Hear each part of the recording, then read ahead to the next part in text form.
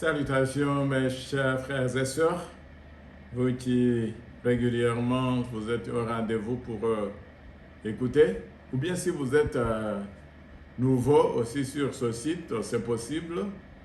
Je souhaite une bénédiction spéciale pour vous, que la paix et l'amour du Seigneur abondent dans votre cœur. Avant notre causerie biblique, nous allons nous incliner nos têtes pour la prière. Notre Dieu, notre Père, toi qui nous aimes tant, toi qui nous cherches dans ton royaume, nous voulons te louer, te remercier pour ta bonté, ta miséricorde, ton amour. Nous allons, Seigneur, ouvrir ta parole qui est la vérité, qui sanctifie. Seigneur, sanctifie-nous par ta parole. Parle à travers moi, par moi et pour moi, Seigneur, afin que ceux qui vont écouter cette parole puissent être bénis. Et non seulement bénis, mais qu'ils puissent trouver la source du vrai bonheur qui vient que de toi. Au nom de Jésus, notre Sauveur, nous prions. Amen. Eh bien, mes chers amis, encore une fois, je vous salue. Et nous allons entrer immédiatement dans le vif de notre étude. Mais avant que nous y rentrions, permettez qu'on réfléchisse à ce texte qui parle des temps de Noé. Matthieu chapitre 24, versets 37 à 39. Ce qui arriva du temps de Noé arrivera de même à l'avènement du Fils de l'homme. Car dans les jours qui précédèrent le déluge, les hommes mangeaient et buvaient, se mariaient et mariaient leurs enfants jusqu'au jour où Noé entra dans l'arche. Et ils ne se doutèrent de rien jusqu'à ce que le déluge vint et les emporta tous. Et il en sera de même à l'avènement du Fils de l'homme. Ah, mes chers amis, le titre de notre étude est intitulé ainsi « Où trouver la joie dans son monde ?» Où trouver la joie dans son monde. Déjà, le texte que nous venons de lire montre que les hommes sont à la recherche d'une façon ou d'une autre du plaisir ou du bonheur. Ou en tout cas, les hommes sont à la recherche de se distraire.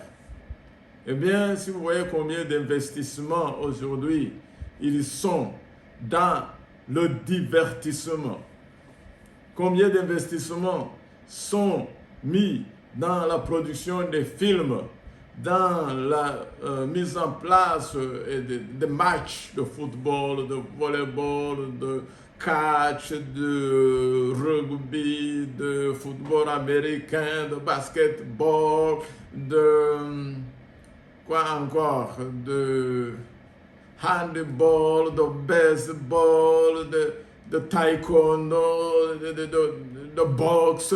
Tellement les gens sont dans une course effrénée pour le plaisir, que l'on peut se demander où trouver la joie dans son monde. Est-ce que ces gens qui regorgent les stades de jeu, on peut dire qu'ils ont trouvé la joie là où ils sont par des milliers? Regardez combien de gens qui étaient récemment dans la Coupe du Monde au Qatar, combien de publicités, combien de messages, eh bien des choses même qui ne sont pas des divertissements aujourd'hui sont devenues comme des divertissements. Les nouvelles de la télévision, les yeux sont arrivés aujourd'hui sur les chaînes télévisées, surtout ceux-là qui jouent le sport, ceux-là qui jouent la musique. J'avais oublié la musique, les soirées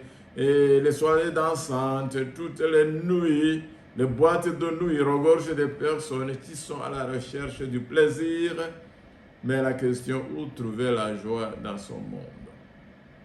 Si dans les temps de Noé, les gens avaient une course effrénée, et dans les mariages, dans les fêtes, dans d'autres occasions pour se réjouir, qu'en est-il d'aujourd'hui? Nous lisons en 2 Timothée. 2 Timothée chapitre 3, versets 1 à 5. Je ne vais pas lire tout le verset, je soulignerai seulement les paroles que l'apôtre Paul a adressées à son fidèle disciple Timothée. Eh bien, par ces paroles, ça nous montre que déjà, l'apôtre Paul avait entrevu qu'il y aura une époque où les gens vont inventer toutes sortes de choses pour se divertir, pour se distraire et aussi pour se tromper. Alors il dit, sache que dans les derniers jours, il y aura des temps difficiles, car les hommes seront égoïstes, amis de l'argent, fanfarons, hautains, blasphémateurs, rebelles à leurs parents. Et il continue, jusqu'au verset 4, il dit, traîtres, emportés, enfreints d'orgueil, et je souligne, aimant le plaisir plus que Dieu. Et il y a l'apparence de la piété, mais reniant ce qui a fait la force. Éloigne-toi de ces hommes-là. Où trouver la joie dans son monde? Eh bien, les antédiluviens, les gens qui furent emportés par le déluge, pensaient que dans les mariages, dans les fêtes, dans les cérémonies, il y avait la joie. Qu'en est-il de ce monde d'aujourd'hui dans lequel nous sommes? Quand j'étais un enfant ou bien écolier à l'école, je me rappelle des fêtes, des jours pour lesquels on nous donnait des congés. C'était les fêtes de Noël, de Pâques, de Pentecôte, d'Ascension et d'Assomption. Certaines de ces fêtes arrivaient dans les vacances. Malheureusement, on n'avait pas congé de Noël parce qu'on était en vacances. Congé de Pâques, c'est déjà les vacances. Mais ça dénote déjà que vacances de Noël, vacances de Pâques. Et ça, ce sont des jours de fêtes grandioses qui étaient là, même quand nous on étions des enfants. Et bien, à cela s'ajoutaient les baptêmes, les communions, première communion, deuxième communion. Eh bien, il y avait la fête du travail du 1er mai, qu'on nous donnait toujours le congé, vous vous rappelez. Bon, la fête du Nouvel An, on n'en parle pas. Maintenant, il y a aussi les fêtes, la fête de Toussaint, où aussi on nous donnait ça comme congé. Mais, bon, par après, j'ai découvert qu'il existe d'autres fêtes auxquelles je n'avais pas connaissance quand j'étais au moins petit. Quand j'ai grandi dans le monde professionnel, je trouvais qu'il existait les fêtes, ou bien quoi, je ne sais pas, l'événement, les Saint-Valentin pour je ne sais où quelle nationalité a introduit ça, les Saint-Patrick pour les Irlandais, vous avez les Saint-Joseph et d'autres fêtes, mais aussi on a allongé la liste dans ces derniers jours. Fête des mères, fête des pères, fête des grands-parents, fête maintenant pour les Américains, ils vont aussi vous parler de Thanksgiving, je ne sais qui encore a introduit le Halloween. Eh bien, bon, nous avons aussi des fêtes chez nos amis musulmans qui sont le fête du sacrifice, le fête de Eid et les autres. Et les amusements qui continuent à fuser de toutes parts. Mais, une question, est-ce qu'on trouve la joie dans ce genre de fête? Eh bien, ne me notez pas mal. Là, je ne suis pas en train de dire que les fêtes, c'est quelque chose de mauvais. Les fêtes et les anniversaires aussi, bon, les mariages, on n'a pas parlé, ce sont des fêtes qui consommes énormément d'argent et tu consommes aussi énormément de notre temps. Récemment, je me suis rendu compte que participer à un mariage dans certaines cultures, vous devez être mobilisé depuis 5 heures du matin jusqu'à minuit. Et là, c'est trop. Comment je donnerai plus de 16h, 18h dans le mariage qui n'est même pas le mien? Bon, écoute, c'est l'époque que nous sommes parvenus et Jésus nous a rappelé de la période ou bien de l'époque qui précédait le déluge. On avait aussi beaucoup de mariages, on avait aussi beaucoup de fêtes. Maintenant, la course au plaisir est normale. Et chercher du bonheur, ce n'est pas péché, ce n'est pas méchant. Mais seulement, je voudrais qu'on puisse distinguer qu'il y a une différence entre la joie et le plaisir ou bonheur comme vous voulez. Eh bien, le plaisir, c'est une sensation qui est à courte durée, je dirais immédiate. Prenez l'exemple d'un bon repas ou d'un bon film. Bon, quand on regarde un bon film, on dit « Ah, que c'est bon, hein ?» Quand on mange un bon repas copieux, on dit « Ah, aujourd'hui, on a bien mangé. » Mais la caractéristique du plaisir, c'est que ça ne dure pas. Alors que la joie, elle est plus profonde. C'est plus subtil. Ça donne une certaine durée. Et ça vient du fond de l'intérieur. Ce n'est pas quelque chose d'éphémère, passager, mais c'est quelque chose qu'on découvre quand on creuse dedans l'intérieur. Bon, le plaisir, encore une différenciation entre joie et plaisir. Le plaisir s'adresse généralement à vos goûts et à vos sens physiques et psychiques, je dirais, et à vos besoins physiologiques. Ça, c'est le plaisir au niveau physiologique, physique et psychique. La joie, quant à elle, active plutôt votre système de valeurs.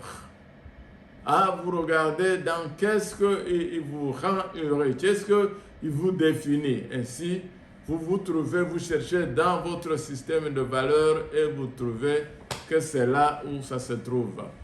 Bien, certains philosophes, un philosophe Spinoza néerlandais du 19e siècle a défini que la joie est le passage d'une moindre perfection à une perfection plus grande. Waouh! Regardez, ça c'est un philosophe qui montre que la joie c'est vers une perfection plus grande. On dirait qu'il avait lu la Bible. Est-ce que la Bible ne dit pas d'aller de gloire en gloire? Hein? Eh bien, un autre philosophe, Bergson, qui est français du XXe siècle, il a dit que la joie est l'accomplissement de la vie. Mais attention, il ne faut pas encore confondre l'accomplissement de la vie. Bon, comme si j'ai construit une grande maison, j'ai acheté un grand avion ou je me suis fait un palais. Non, ce n'est pas ça. Même Nebuchadnezzar pensait qu'il avait atteint ce qu'il voulait quand il dit « Voici Babylone la grande que je construis ». Mais la joie se montre tout naturellement, elle n'est pas forcée. Vous pouvez voir qu'il y a beaucoup de gens, surtout les gens qui sont dans l'industrie de l'amusement. Ils donnent l'impression qu'ils sont heureux. Quand vous les regardez, ils donnent l'impression que tout va bien chez eux. Mais si vous pouvez vous asseoir à côté d'eux, ils ne sont pas au stage, qu'ils peuvent vous raconter tout ce qu'ils vivent, vous allez avoir pitié d'eux, vous allez même commencer à fuir loin d'eux, parce que ces gens qui donnent l'impression d'avoir la joie, ils n'en ont pas malheureusement. La joie est durable et vient de l'intérieur, tandis que le plaisir est passager. Et c'est la sensation qu'on reçoit dans les goûts à travers ses besoins physiologiques. Eh bien, Le plaisir est comme une friandise, c'est ce que les autres ont dit. Quelque chose que vous goûtez et ça vous donne une sensation de plaisir éphémère, passager. Alors que la joie est comme une étoile filante. Vous ne pouvez pas prédire son arrivée. Vous ne pouvez qu'en profiter lorsqu'elle est pointe le bout de son nez. Hein? Ça veut dire que ce n'est pas quelque chose vraiment de très visible pour tout le monde. On ne peut pas dire que voilà ce qui cause la joie et là non. Chacun cherche dans son fort intérieur et vous pouvez vous rendre compte que vous avez découvert la raison d'être joyeux. Alors, un autre prophète, philosophe, a essayé de définir la joie en disant, ou bien de conclure en disant que rappelez-vous qu'il s'appelle Mo Gaudat a dit, rappelez-vous, toute forme de plaisir et de divertissement n'est qu'un moyen de s'échapper temporairement. C'est un état de conscience. Donc, quand vous cherchez le divertissement, le plaisir, vous voulez tout simplement échapper temporairement. Mais il dit, le même philosophe, il dit, la véritable joie signifie être en harmonie avec sa vie telle qu'elle est.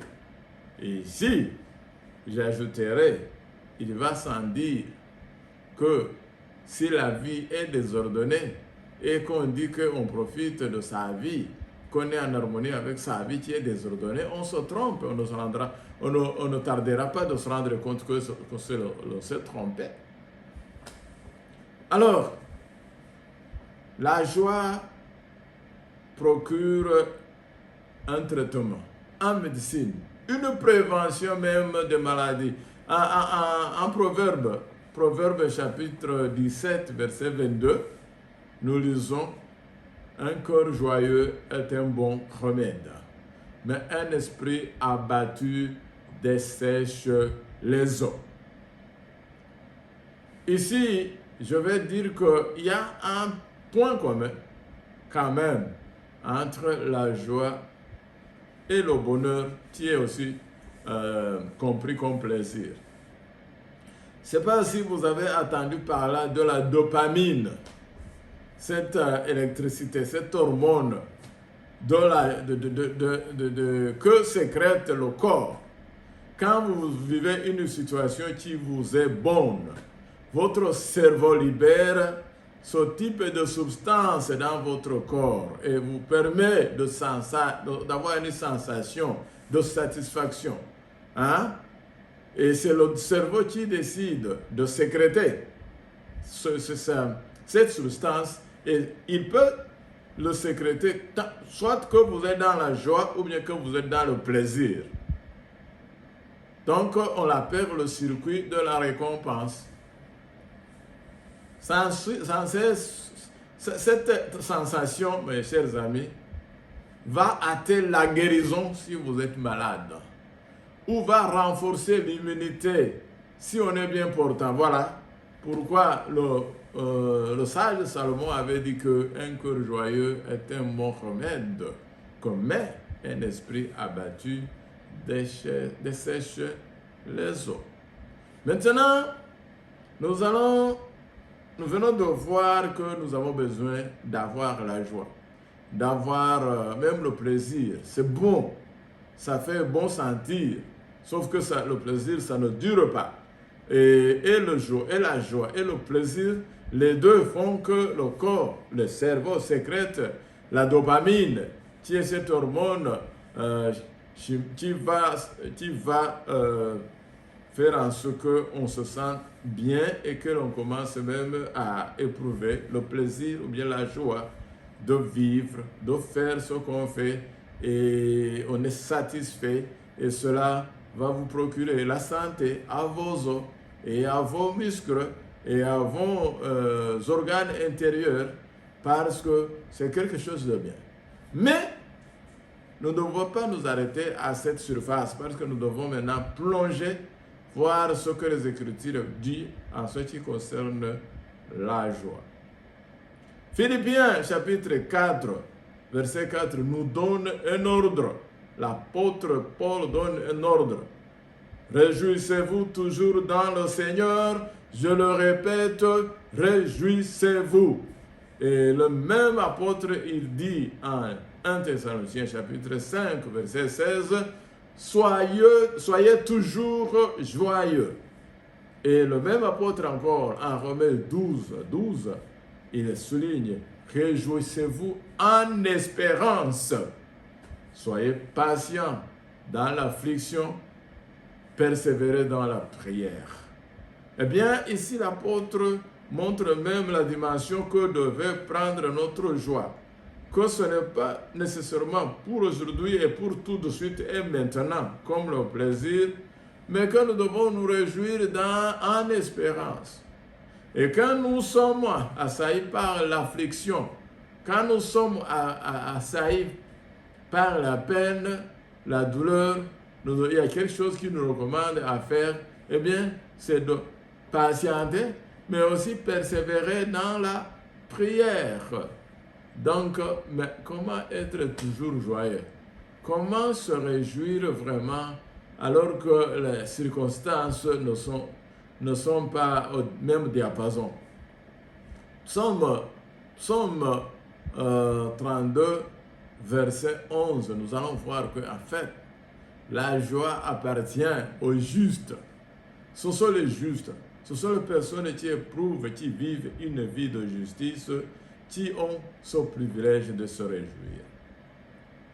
Juste, réjouissez-vous en l'Éternel et soyez dans l'allégresse. Poussez des cris de joie, vous tous qui êtes droits de cœur. Encore, Psaume 33, verset 1, on dit encore au juste. Juste, réjouissez-vous en l'Éternel, la louange sied aux hommes droits.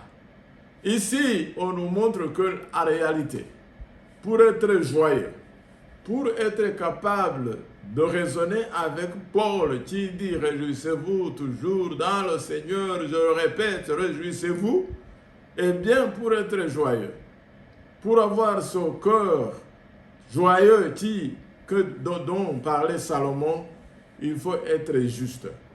Parce que si vous lisez en Psaume 32, vous allez voir qu'on ne peut pas se réjouir quand on vit dans le péché. Parce que le péché va vous ronger, va vous miner, va vous détruire. Mais quand vous êtes juste, vous allez commencer à avoir la joie. Je remarque avec vous qui m'avez suivi pendant les 3 derniers sujets que nous sommes en train d'exploiter. Les fruits de l'esprit sont l'amour, la paix, la joie. Nous avons vu que la joie, la paix aussi, elle est au juste. Parce qu'on a dit qu'il n'y a pas de paix pour le méchant. Donc si vous voulez avoir la joie, il faut vivre dans la justice que Dieu nous donne. Ce n'est pas notre justice, parce qu'il n'y a pas de justice dans l'homme, mais c'est dans la justice que Dieu nous donne. Donc la vraie source de joie doit, pour les chrétiens, pour le croyant, se trouver en Dieu. Sophonie, chapitre 3, verset 17, nous lisons « L'Éternel, ton Dieu, est au milieu de toi, comme un héros qui sauve.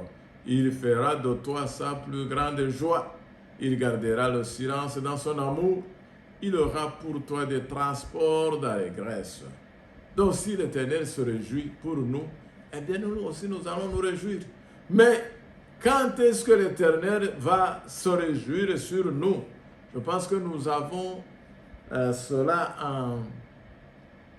en Luc, chapitre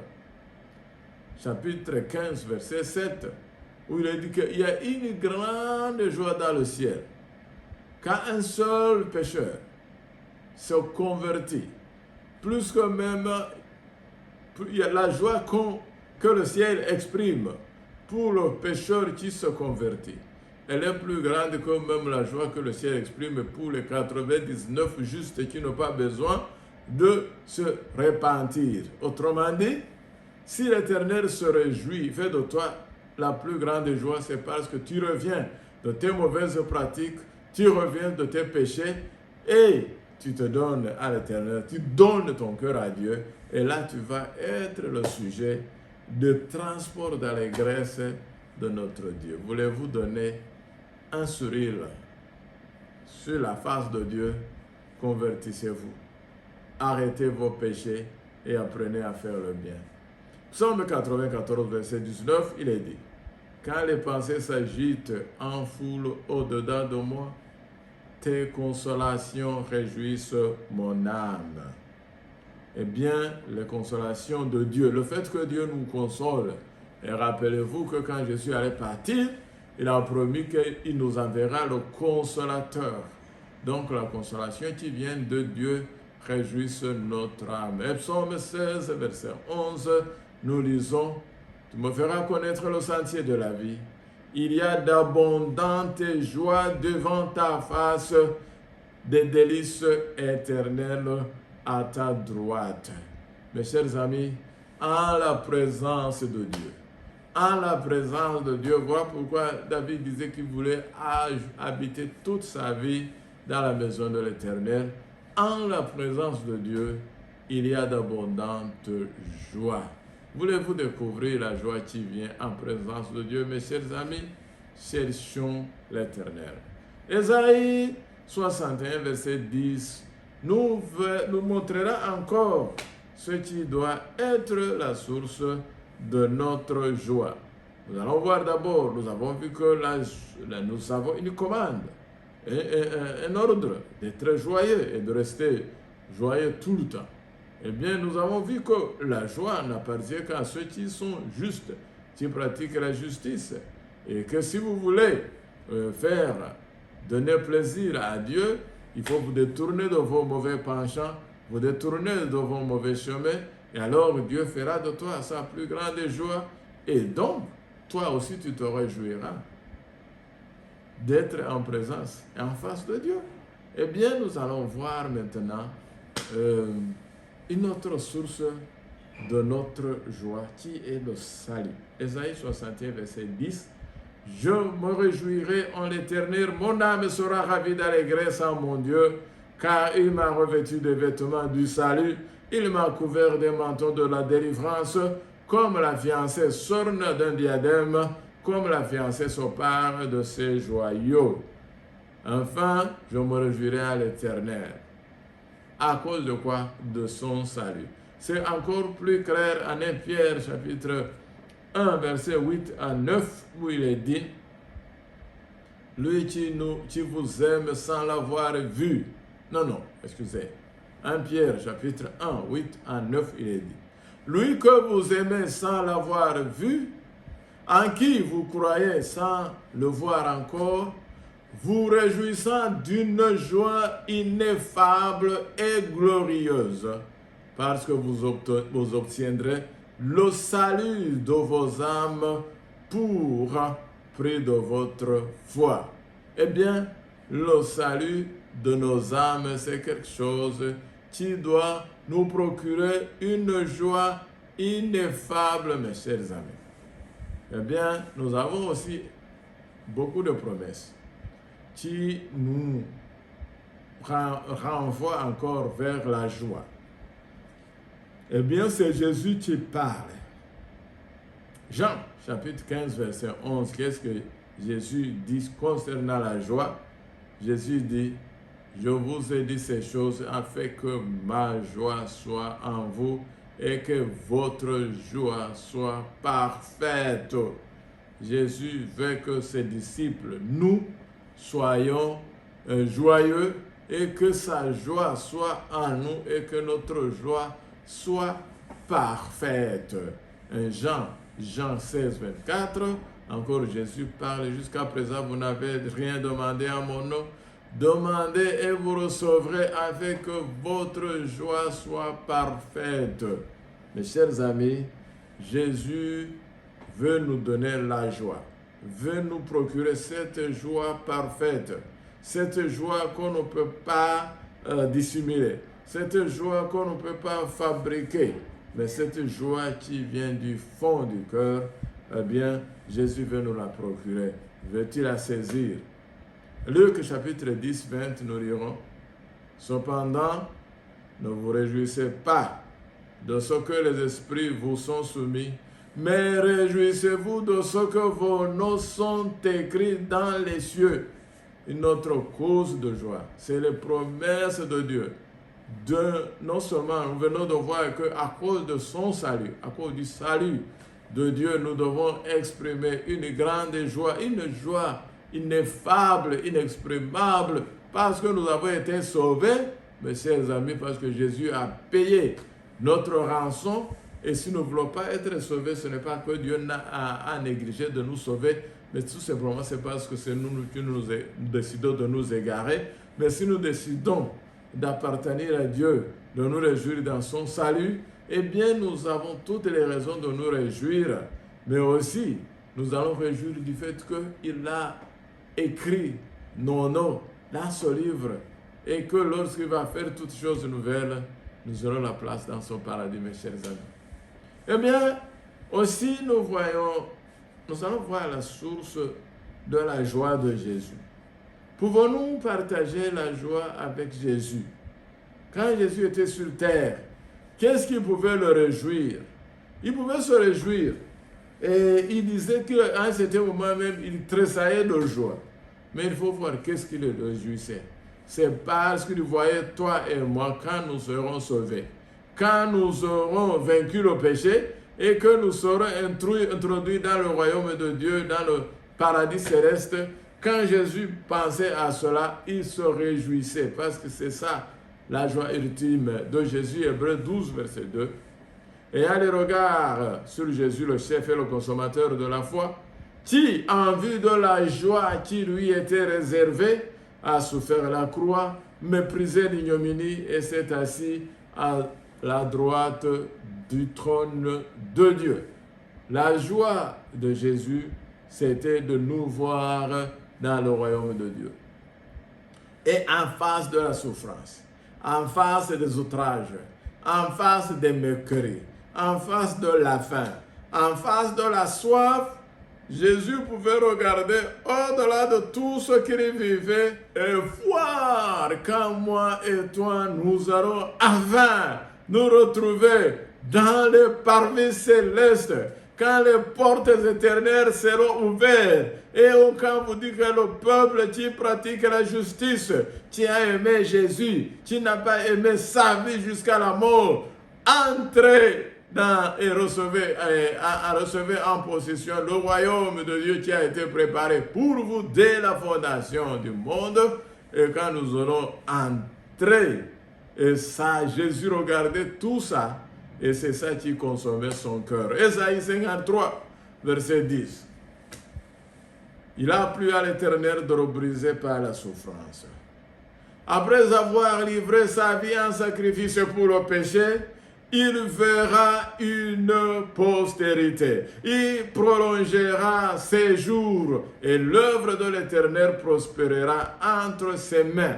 Voyez pourquoi Jésus était joyeux. Ce n'était pas à cause de circonstances qu'il vivait en Galilée, à Jérusalem, à Bethléem, ou quand il était réfugié en Égypte. Tout ça, ce n'est pas ça. Quand on le clouait sur la croix, quand on le malmené, ce n'était pas ça qui était sa joie, mais sa joie était de voir au-delà, te regarder, me regarder et voir quand nous aurons vaincu le péché, quand nous allons prendre les branches des oliviers et chanter le cantique de l'agneau et le cantique de Moïse. Jésus pouvait tressaillir de joie et oublier les circonstances qui étaient en train de l'assaillir. Eh bien, on peut aussi trouver du bonheur et de la joie dans le fait de faire le bien. Parce que la Bible en Acte 20, 35, il dit qu'il n'y a plus de bonheur à donner qu'à le recevoir. Et bien aussi en 2 Corinthiens 9, verset 7, nous lisons que Dieu aime celui qui donne avec joie. Donc si vous voulez la joie aussi, il faut faire la magnanimité, il faut faire du bon service. Bon service procure la joie. Maintenant, face à la diversité, comment vous allez dire quelqu'un qui est à Gaza aujourd'hui, quelqu'un qui se trouve en Ukraine, quelqu'un qui en Éthiopie ou dans la Somalie, là où il y a la famine, comment vous pouvez dire que celui-là peut se réjouir et avoir la joie? Il y a Habakkuk qui nous parle que même face à la diversité, on peut se réjouir. Et Habakkuk le dit en 3, Habakkuk 3, 17 à 18, nous rappelons du poème de Habakkuk quand il dit « Car le figuier ne florira pas, la vigne ne produira rien, le fruit de l'olivier manquera, les champs ne donneront pas de nourriture, les brebis disparaîtront du pâturage, et il n'y aura plus de bœufs dans les étables. Toutefois, je veux me réjouir en l'Éternel, je veux me réjouir dans le Dieu de mon salut. » Et il peut dire comme Paul qui disait, « Je sais en qui j'ai cru. » Mes chers amis, quand on sait en qui on a cru, on sait que sa joie ne vient pas des circonstances, mais la joie est profonde et il vient de notre salut. Nous sommes en train d'aller vers la fin pour regarder que Jésus nous recommande d'être joyeux même face à l'adversité la plus extrême, à savoir la persécution. Quand il y a la persécution, mes chers amis, ce n'est pas un jeu. Quand vous lisez le martyre d'Étienne, comment il a été tué, il a été frappé par les pierres, les roches dans les tempes, dans la tête, dans les poitrines, dans la nuque, partout les méchants pouvaient. Mais Étienne ouvrait les yeux et regardait au ciel. Et il dit, voici, je vois au ciel, je vois le ciel ouvert et je vois le trône de Dieu et je vois Jésus-Christ debout à la droite du Père. Mes chers amis, on peut contempler Dieu même dans la persécution. C'est pour cela que Jésus dit dans Matthieu chapitre 5, versets 11 à 12, « Heureux serez-vous lorsqu'on vous outragera, qu'on vous persécutera, et qu'on dira faussement de vous toutes sortes de mal à cause de moi. » Verset 12. « Réjouissez-vous et soyez dans l'allégresse, parce que votre récompense sera grande dans les cieux, car c'est ainsi qu'on a persécuté les prophètes qui ont été avant vous. » Mes chers amis, même quand nous sommes persécutés, quand nous sommes mal jugés, quand on ne nous comprend pas, soyons, et surtout c'est à cause du fait que nous proclamons la parole de Dieu, nous exprimons l'amour de Dieu, nous vivons la sainteté, eh bien, les Écritures nous recommandent d'être joyeux, même être dans l'allégresse, autrement dit, sursauter de joie. Pourquoi? Ce n'est pas parce qu'à cause des circonstances, mais c'est à cause du fait que les récompenses, le plus on vous outrage, le plus les récompenses sera grande dans les cieux. Et cela, comme pour Jésus, ça devrait constituer l'objet de notre joie. Le dernier texte, c'est 1 Pierre, chapitre 4, verset 13. 1 Pierre, chapitre 4, verset 13, nous lisons « Réjouissez-vous au contraire de la part que vous avez aux souffrances de Christ, afin que vous soyez aussi dans la joie et dans l'allégresse lorsque sa gloire apparaîtra. » Donc, il ajoute sur ce que Jésus disait, en montrant que lorsque vous êtes persécutés, lorsque on vous outrage, et lorsque on vous malmène, on vous fait du mal, parce que vous êtes juste, parce que vous refusez de trahir votre Sauveur Jésus et que l'on vous inflige la peine, il dit que vous devez vous réjouir même face à votre souffrance. Parce que, pourquoi? Parce que vous partagez les souffrances avec Christ, et alors vous serez dans la joie et dans l'allégresse lorsque aussi Jésus-Christ apparaîtra. Mes chers amis, mes frères et sœurs, je prie, je rends grâce à Dieu du fait que nous pouvons, nous tous ensemble, découvrir que la joie n'est pas dans le plaisir éphémère qui passe, ce n'est pas dans les films, ce n'est pas dans les musiques, ce n'est pas dans les fêtes de mariage, de nouvelles, d'anniversaire, tout ce que l'on fête, mais que la joie du croyant doit être dans les choses profondes, dans les promesses de Dieu, dans le salut de notre Dieu et dans le fait que Jésus vient bientôt nous chercher, nous prendre de son monde maudit, méchant, et qui va vers la destruction et nous donner une couronne de vie impérissable. Telle est ma prière pour vous et moi, que ce soit la source et la cause de votre joie. Amen.